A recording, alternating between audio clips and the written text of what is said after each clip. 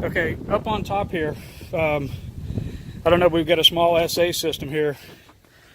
I gotta ask Abed, but I thought he said this was included.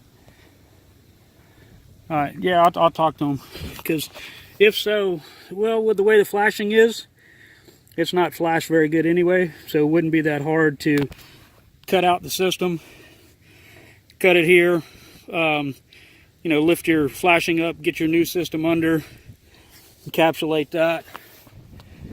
Yeah, it's not that big. It looks like 3, 6, 9, 12, 15, 18, 24, 24 in the middle is probably 9, so 9 by 24, 2-ply SA system.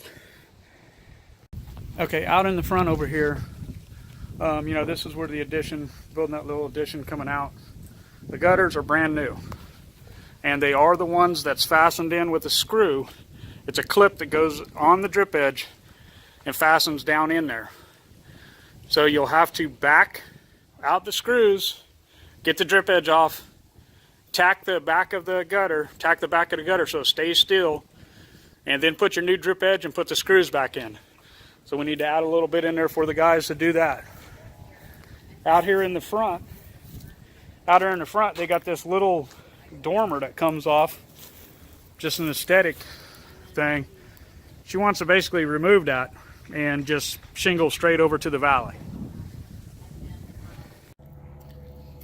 Okay, this is out at the 1415 Oak Forest. Yeah, Victor, I think we'd be better off going ahead and putting the dumpster like where my truck is. From, you know, it's got a circle, it's got a circle drive here that goes around.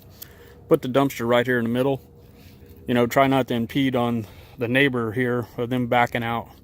But my truck's about the same width as a dumpster, so we should be okay. And then run the forklift up and in, because they can reach to that corner, and then they can walk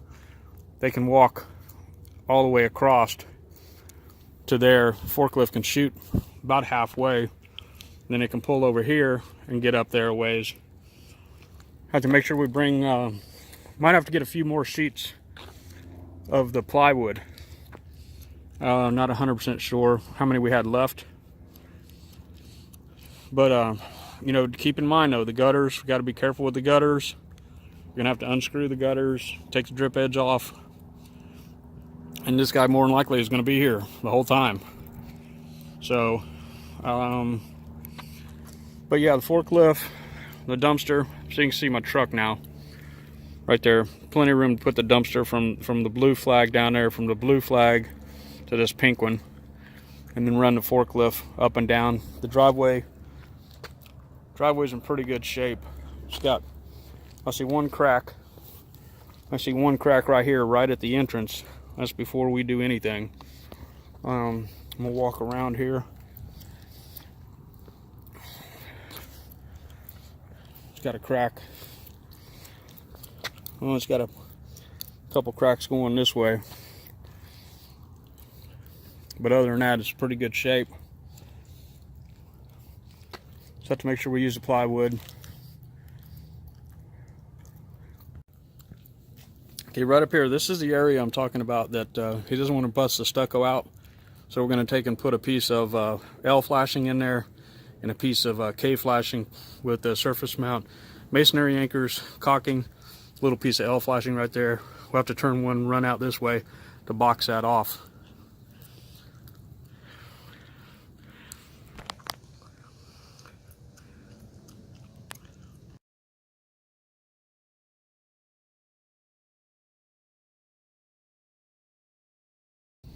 Okay, we're over here at 1415 Oak Forest, and the guys have chalked this section off, which of course with the architectural shingle, it's a dimensional shingle, so it doesn't lay like a 3-tab. So your bottom line, which the true measurement is 19, but what you do is if you look down the eave and see how straight it is, then you adjust for that a little bit.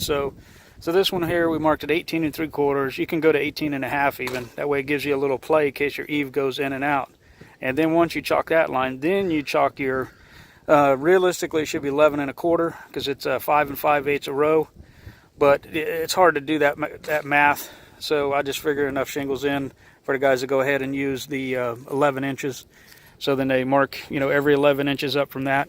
When they get up close to the top, they'll stop about 4 or 5 runs down, and then they'll measure to see how that comes out. Because if, case it's a little out, so then you adjust it in 4 or 5 runs, a quarter inch or something like that, to where you can, so you get a true straight row all the way along the top of that. You want it, to come out nice and straight. When you put the cap on, your cap should be, a true consistent measurement all the way across with the filled shingles.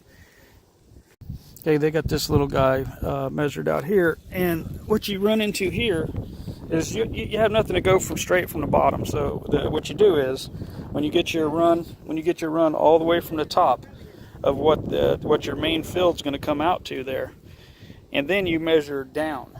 So then you chalk your lines. You chalk your lines from the ridge down. That way, and then which this felt's a little crooked. So if you're looking at the lines are on. The felt's a little off. And we did a double lace valley. It's a double lace valley, and then we used up.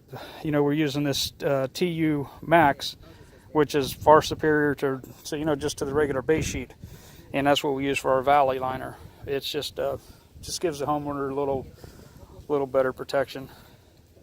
And like I say, it's already a double lace valley as it is.